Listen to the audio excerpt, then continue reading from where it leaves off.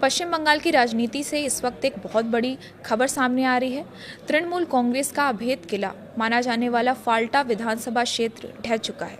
फाल्टा उपचुनाव में बीजेपी ने वो कर दिखाया है जिसकी कल्पना शायद टीएमसी ने सपने में भी नहीं की थी। बीजेपी के उम्मीदवार देबांशु पांडा ने इस सीट पर एक तरफा कब्जा करते हुए 1 लाख से भी ज्यादा वोटों के ऐतिहासिक अंतर से बम्पर जीत हासिल की है।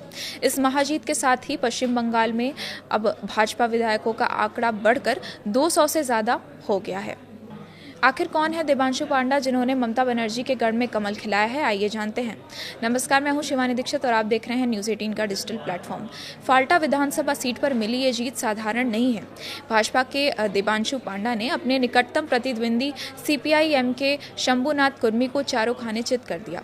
पांडा को जहां 1,40,000 से ज्यादा वोट मिले, वहीं कम्युनिस्ट पार्टी करीब 40,000 वोटों पर सिमट गई।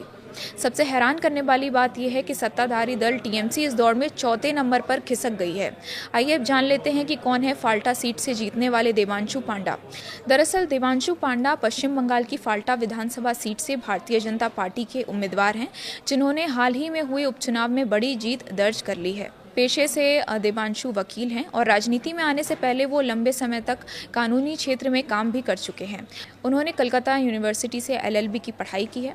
रिपोर्ट्स के मुताबिक देबांशु पांडा करीब 46 वर्ष के हैं और बीजेपी के सक्रिय कार्यकर्ता के तौर पर संगठन से लंबे समय से जुड़े हुए हैं। राजनीति में उनकी एक अलग पहचान है, वो जमीन से जुड़े हैं और लगातार सक्रिय रहने वाले नेता हैं।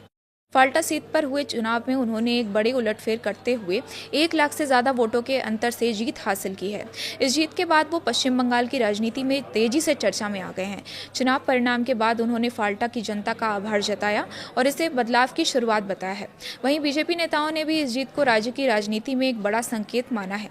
साफ है कि फाल्टा के इस चुनावी नतीजे ने पश्चिम बंगाल की सियासत में एक नई हलचल पैदा कर दी है। एक वकील का जन नेता बनना और टीएमसी के गढ़ में 1 लाख से ज्यादा वोटों से जीत दर्ज करना, ये बताता है कि जमीन पर बदलाव की बयार अब बह रही है। अब देखना ये होगा कि देबांशु पांडा विधानसभा में फाल्टा की जनता की आवाज को कितनी मजबूती से उठा पाते हैं।